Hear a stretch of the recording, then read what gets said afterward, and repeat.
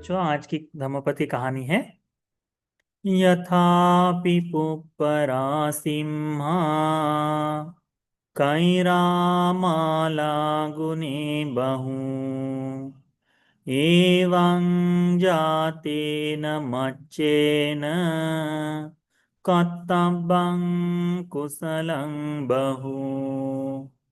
इसका मतलब है यथापि यानी जैसे पुप्परासिम्हा फूलों का बहुत बड़ा ढेर लगा हो, कैरा माला गुने बहु बहुत सुंदर यानी बहुत फूलों का ढेर लगा है।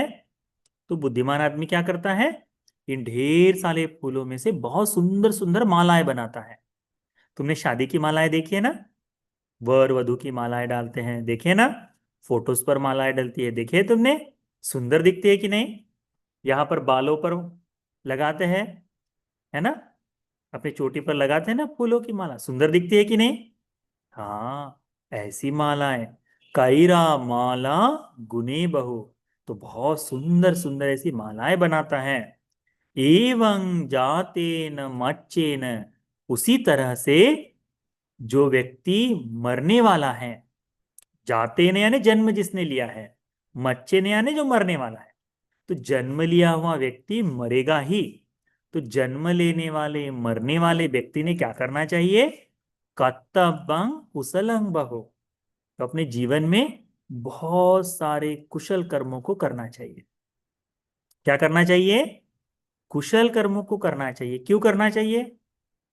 क्योंकि जन्म लिया है तो हमारी मृत्यु होगी, है ना?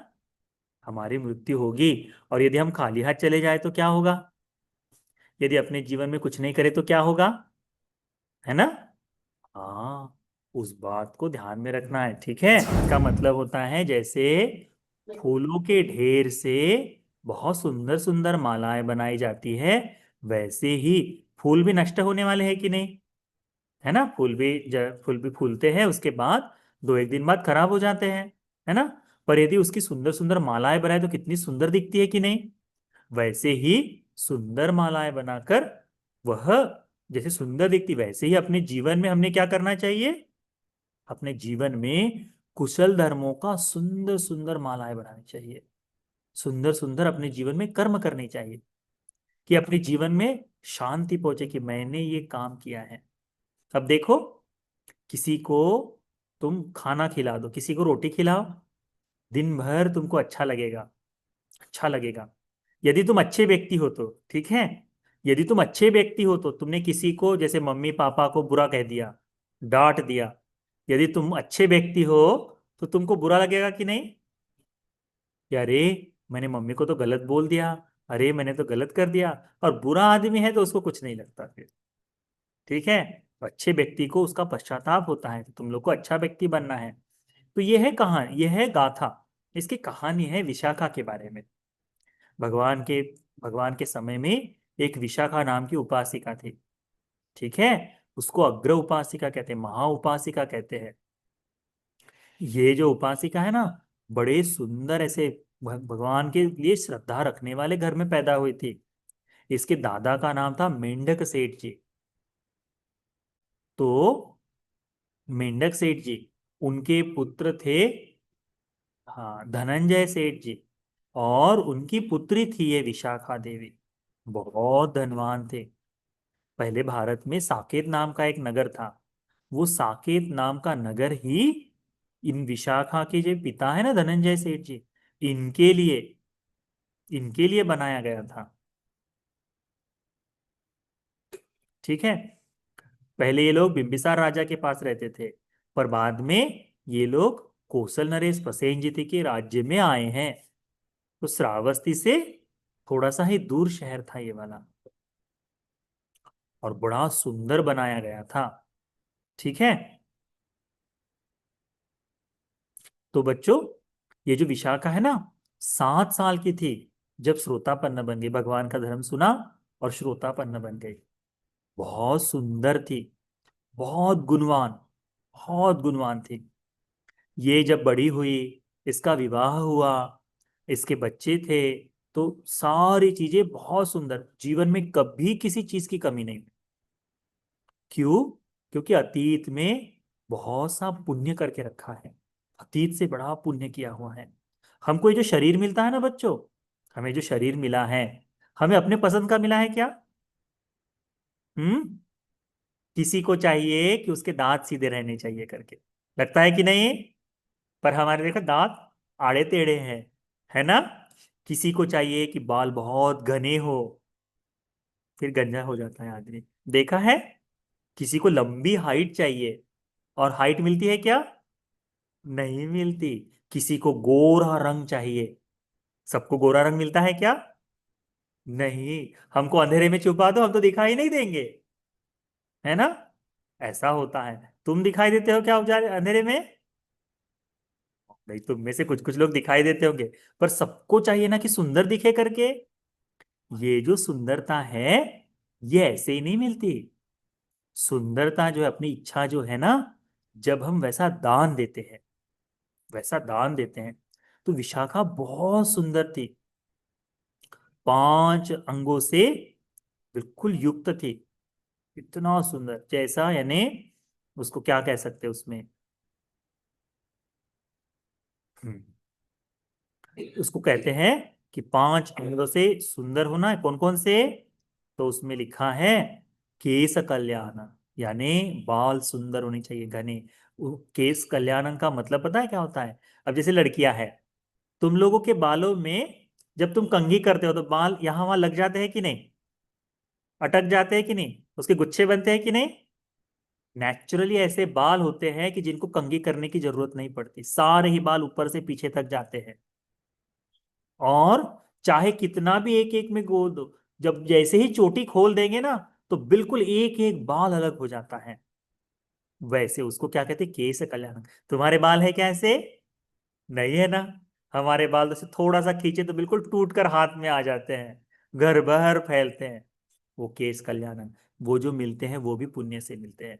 उसके बाद में मांस कल्याणन, यानी मांस जो है शरीर का जो है ना, तो सारा अंग, एक एक अंग शरीर का होना चाहिए, सारी चीजें बिल्कुल निपुण, तराशी हुई होनी चाहिए, है ना? उसको एक तरह से कह सकते हैं कि आ, हाँ, दांतों के आवरण से लेकर, जो दांतों को कवर करे ना ये जो मसूड़े हैं, उनसे लेकर संपूर्ण शरीर बिल्कुल एक एक अंग बढ़िया होना चाहिए। उसके बाद में अट्ठिक कल्याण, सारे हड्डियां जो है वो बिल्कुल सही होनी चाहिए। छवि कल्याण, देखने में रूप जो है बिल्कुल मन को भाने वाला होना चाहिए। वय कल्याण, उम्र जो है वह होना चाहिए। अभी देखो, हम कैमरा में दिखते समय बहुत बूढ़े दिखाई देते हैं कि नहीं? है ना? हाँ। पर हम जब उन लोगों के सामने आते तो बोलते, गुरुजी आप तो बूढ़ा नहीं है करके, पर वीडियो में तो बहुत बूढ़े दिखाई देते हैं।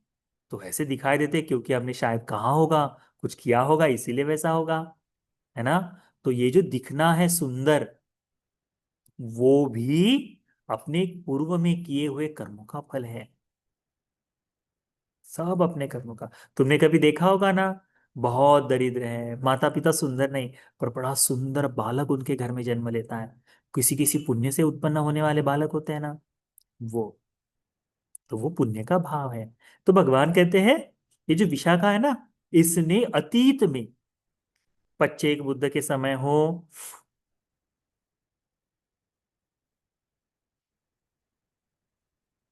हम्म,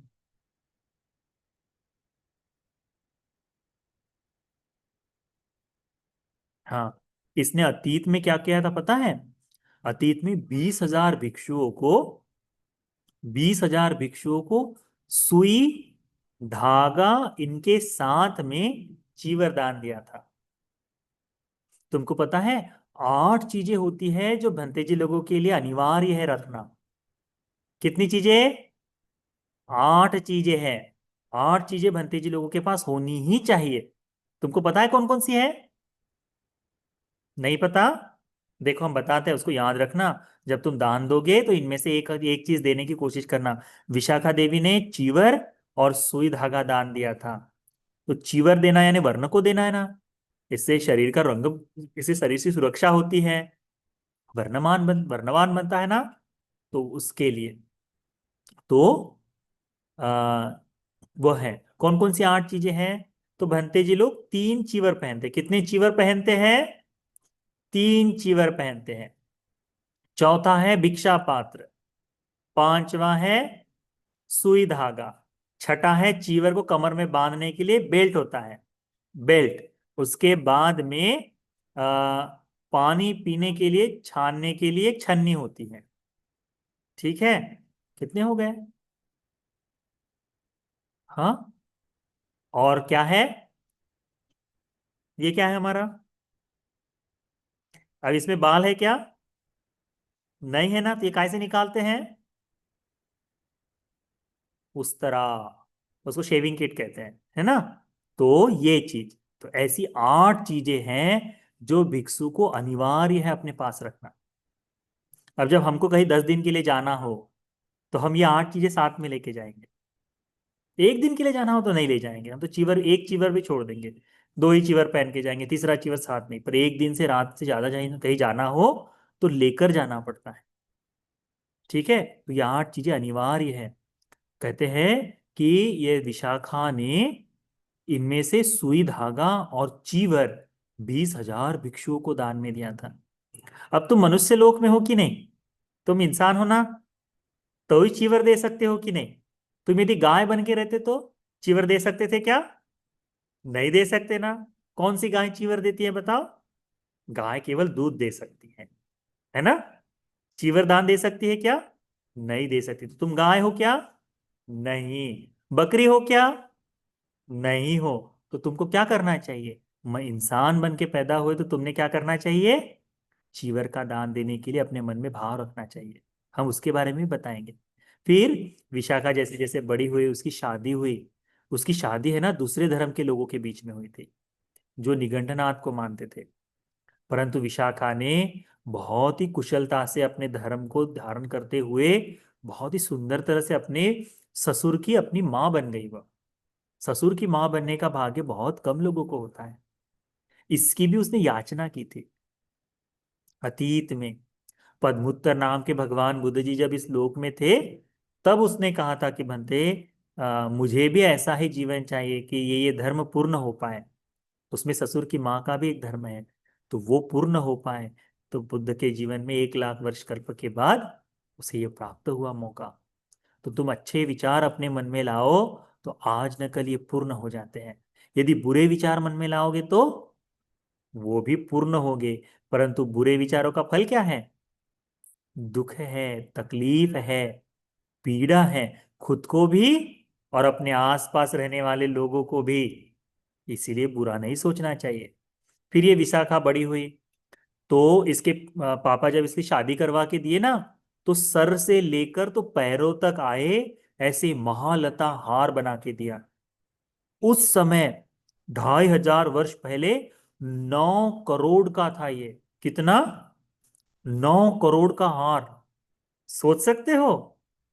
9 करोड़। आज हमको 1 करोड़ देखने में कितना मुश्किल होता है, उस समय 9 करोड़ का।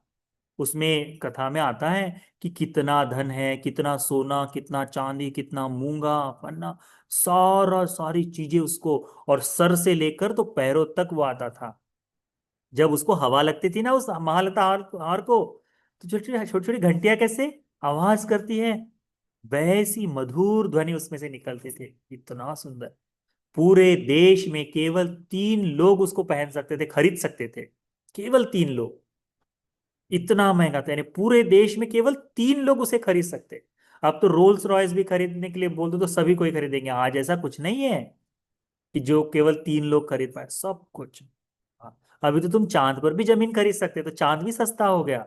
वो इतना महंगा था कि पूरे देश में, पूरे राज्य में केवल 3 लोग खरीद सकते थे।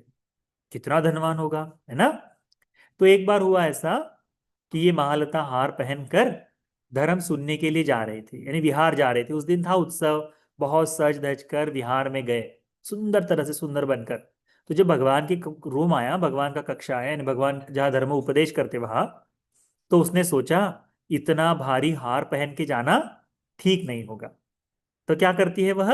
अपना हार उतारती है और एक पोटली में रखकर अपने दासी को देती है। हार इतना भारी है, वो पुण्य का ही बल है। वो जो विशाखा है ना, बहुत बॉडी बिल्डर थी, ताकतवर थी। ऐसे मसल वाली नहीं, ऐसे दिखाई नहीं देते थे।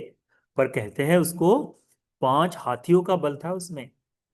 अब आप कहोगे हाँ बंते जी मजाक बता रहे हो करके, पर अतीत में ऐसे ही लोग थे। श्रीलंका में एक बड़े योद्धा होकर गए। उनके बारे में कहते हैं कि यदि वो लोहे को ऐसा पकड़ ले और ऐसा घुमाए ना, तो लोहा पिघल कर नीचे गिरता था। अभी अभी, ये अभी 500 वर्षों 1000 वर्ष पहले की बात है। तो पुण्य से उत्पन्न होने वाले बलवान लोग तब भी थे, अभी भी होते हैं ऐसे, बहुत शक्तिशाली। विशाखा वो अकेला हार पहनती थी, और उनको 2 दासियां चाहिए थी। यदि कोई सामान्य आदमी उठाए तो नहीं, वो दासी उस हार को उठा सकती थी। तो धर्म सुनने के लिए गए। अब पोटली है, ऐसी पोटली बांध के रखी है उन्होंने, है ना, ऐसी पोटली बांध के रखी है। अब इतनी बड़ी पोटली हाथ में रखेंगे क्या, भारी पोटली रखेंगे क्या, नहीं। तो फिर वहां से अपने बाजू में रख दिए। अब धर्म सुने।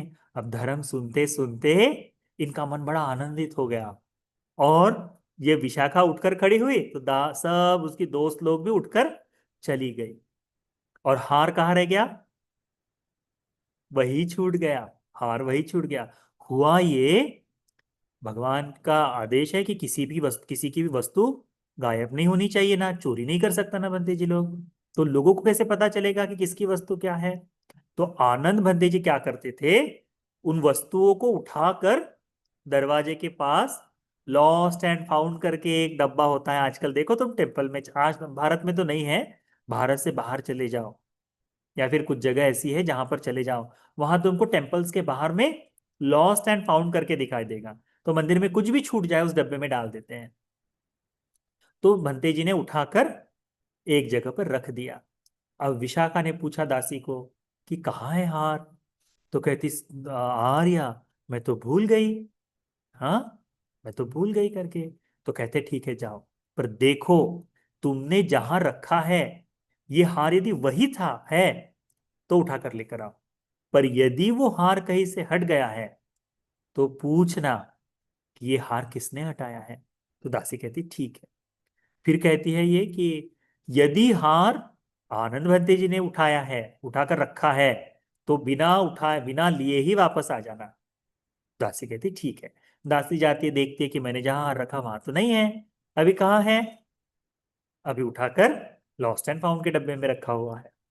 तो वहां देखते तो पूछते किसने लाया, आनंद भंते जी ने। तो विशाखा ने क्या बताया था कि यदि वहां से हटा हुआ है तो क्या करना, लेकर नहीं आना। तो उसने कहा मैं वापस जाऊंगी, तो वापस चली गई। धीरे धीरे जब आनंद, वो स्वयं आई आनंद भंते जी के पास, कहते भंते इस हार को अब मैं नहीं ले सकती। क्यों नहीं ले सकती, क्योंकि इसे भंते जी आपने छू लिया है। एक बार संघ ने जिसको छू लिया है, मेरे नजर में वो संघ को दान दे दिया है। ठीक है। अब देखना तुम्हारे मम्मी पापा लोग बच्चों को डराते क्यों है, बच्चों को नहीं आने देते ना। देखो बंदे जी उठा कर लेके जाएंगे, बंदे जी ने छू लिया तो किसकी संपत्ति हो गई, बंदे जी की हो गई। इसीलिए बच्चों को डराते हैं मम्मी पापा, हाँ उनके पास मत जाना, उनके पास मत जाना करके। आजकल ऐसा नहीं है, उसके मन में था ऐसा कि बंते जी ने जिसे छू लिया वो किसका हो गया, उसका हो गया, बंते जी का वो का हो गया। तो कहते हैं नहीं। फिर आनंद बंते जी बताते हैं कि उपासिका, भंते जी लोगों को इस्तेमाल के लिए, सोना चांदी इस्तेमाल के लिए तो भगवान ने मना किया है, फिर कैसा करे। तो नहीं मैं इसका कुछ, तो वो कहती ठीक है बनते, मैं इसे परिधान नहीं करूंगी, मैं इसे बेच दूंगी करके, इससे जो लागत आएगी वो मैं आपके विहार के लिए दूंगी। तो वो बेचने को निकलती है। अब पूरे देश में कितने लोग खरीद सकते हैं, 3 लोग। 3 लोगों के पास पैसा होना जरूरी है क्या अभी है करके, नहीं है। तो पूरे देश में घुमाते कि ले लो ले लो, खरीद लो खरीद लो खरीद लो।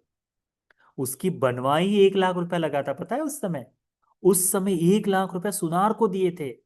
बनने में 1 से 1.25 महीना लगा था उसको बनाने में। तो कैसा होगा। हाँ, आज तो देख भी नहीं सकते, सोच भी नहीं सकते।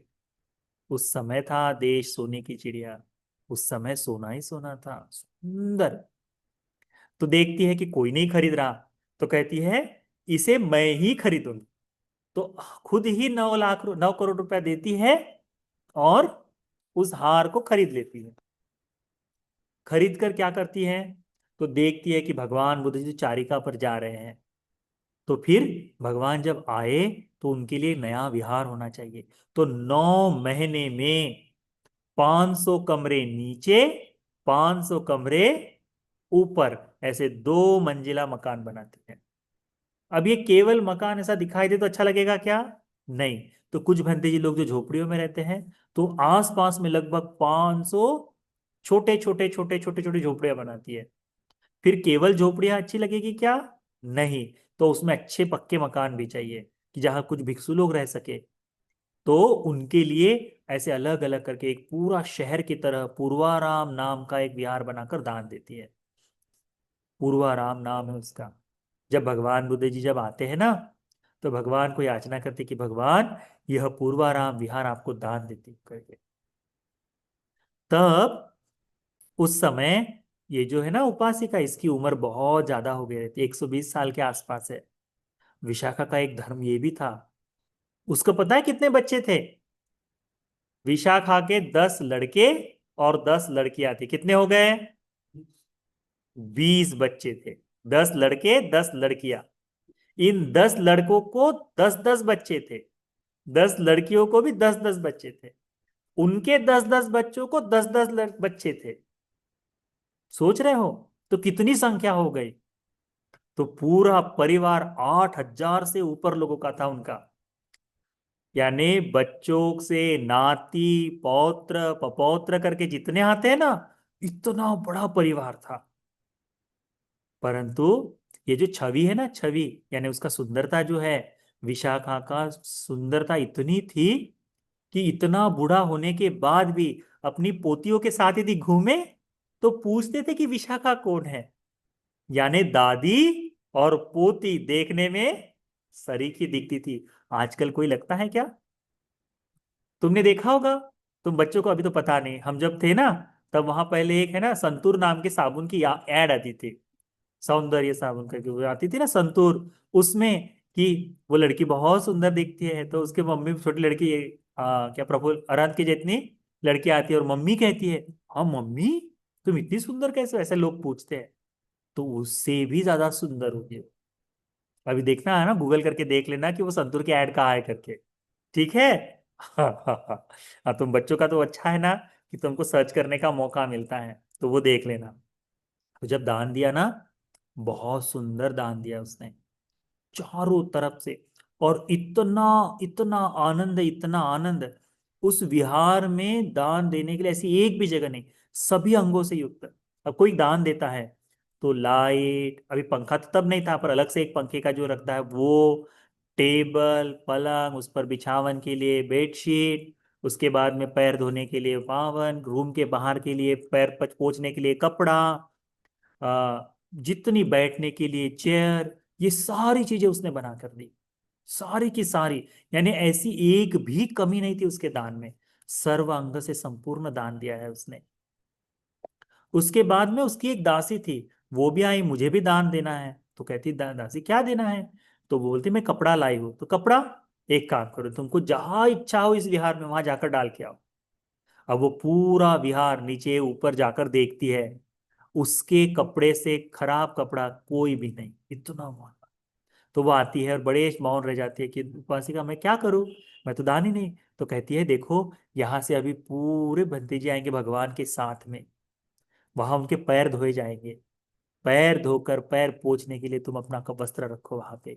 तो वो, किसी को पुण्य करना हो तो छोटे से छोटा पुण्य भी करता है आदमी। विशाखा ने कैसा, जब विहार बनाया तो छोटा छोटा बड़ा बड़ा सारा पुण्य किया है, वैसा। तो जब ये दे रही थी ना, तब जब दान दिया, इतना आनंद, पागल हो गई थी। चारों तरफ बुद्ध के गुण, धम्म के गुण, संघ के गुण गाते गाते गाते विहार में घूम रही थी। लोगों को लगा कि शायद ये विक्षिप्त हो गई है। तो भगवान कहते, नहीं, ये जो उपासिका है, ये बहुत पुण्यवान है। ये जानती है कि कैसे पुण्य करना चाहिए। आज इसने काश्य बुद्ध के समय में जो अधिष्ठान लिया था, प्रण लिया था कि मुझे ऐसा दान करना है। कैसा दान? कि मैं मिट्टी और ईंटों, चूना और ईंटों का बना हुआ पक्का मकान बनाकर संघ को दान दूंगी। 500 कमरे नीचे, 500 कमरे ऊपर से 2 तल्लों का पक्का मकान बनाकर इसने आज इस जीवन में दान दिया। 2 तल्लों का। ये उसका संकल्प पूर्ण हो गया। जब अपना संकल्प पूर्ण हो जाए तो कितना मजा आता है ना। जैसे तुम देखो, अभी तुम लोग तो बाइक भी नहीं चलाते, छोटे छोटे बच्चे हो ना। अच्छा, तुमको कोई बहुत अच्छी टॉय चाहिए है, हाँ, गेम्स चाहिए, कुछ चाहिए है, तुमको पसंदीदा मोबाइल चाहिए, गेम, तो क्या होता है? जब लाकर देते हैं तो तुम्हारा मन फूले नहीं समाता ना? बहुत खुश होते हो कि नहीं?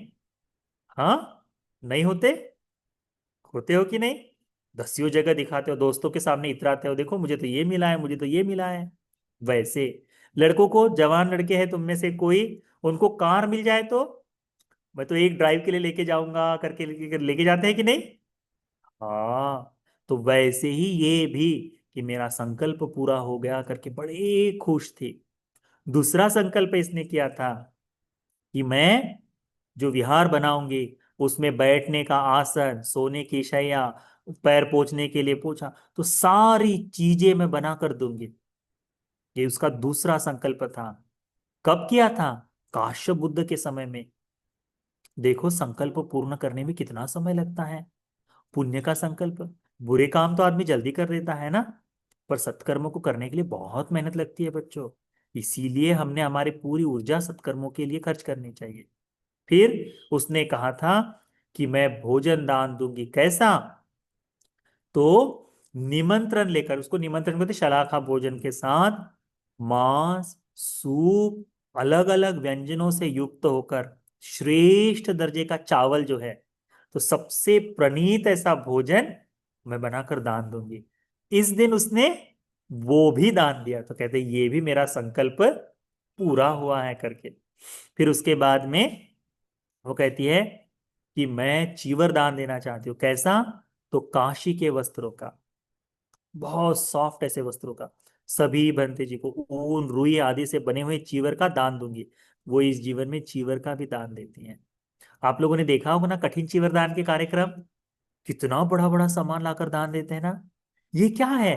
ये संकल्प है लोगों का कि एक एक वस्तु दान देनी है, एक एक वस्तु दान देनी है करके। तो चीवर देते हैं, बैठने के आसन देते हैं, है ना, सॉक्स वगैरह सब लोग देते हैं। देखो ठंड शुरू हो गई है, तो तुम बच्चों के आसपास में जो भंतेजी लोग रहते हैं उनको क्या करोगे? मम्मी पापा को बोलो मुझे भंतेजी लोग को सॉक्स दान में देना है। तो सुंदर अच्छे वाले, गरम रख सके ऐसे सॉक्स ले जाकर, कि नहीं मम्मी तुमको नहीं देना है, पापा तुमको नहीं देना है, कौन देगा? मैं दूंगा करके बोल कर जाकर, तुम्हारे नजदीक में जो भी भंतेजी हो, नजदीक हो 10 किलोमीटर, 20 किलोमीटर, 25-50 किलोमीटर में भी हो, ठंड से पहले जाकर उनको सॉक्स, उनको ग्लव्स चाहिए तो ग्लव्स, यहाँ पर स्कार्फ चाहिए ना, वो गले में लपेटते हैं, लगते हैं ना ठंड, तो स्कार्फ जाकर दान दो। तुम बच्चों ने देना है, ठीक है। बड़े बूढ़े लोगों को तो अलग सी बात है, हाँ, तुम बच्चों ने देना है, अपने मम्मी पापा के पीछे लगो। जैसे तुम चॉकलेट के लिए पीछे लगते हो, मोबाइल गेम खेलने के लिए पीछे लगते हो, टीवी देखने के लिए पीछे लगते हो, खेलने जाने के लिए पीछे लगते हो, है ना, वैसे ही पीछे लगकर ये दान में दो। ठीक है। हाँ। उसके बाद में उसका एक संकल्प था कि मैं घी, मक्खन, दूध, और क्या बोलते हैं उसको, गुड़ आदि चीजें दान में दो करके उसने विहार बनने पर ये भी दिया। ऐसे 5 संकल्प उसने पूर्ण किए। पांचों संकल्प उसके इस जीवन में पूर्ण हुए। श्रोतापन्न उपासिका है। तो बच्चों, इसीलिए भगवान ने कहा कि देखो, ये जो है, यह, इसके जो संकल्प है ना, 1 लाख, नहीं, ये जो संकल्प किए थे उसने पद्मुत्तर नाम के बुद्ध के समय किए थे।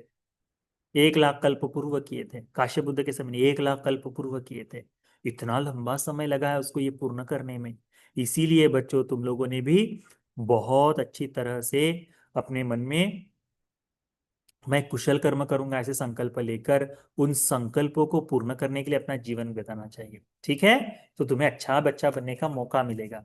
हाँ। तब जाकर भगवान ने ये गाथा उनको बताई। यथा पिपुपरा सिम्हा कैरा माला गुने बहु, एवं जाते न मच्चे न कर्तव्यं कुशलं बहु।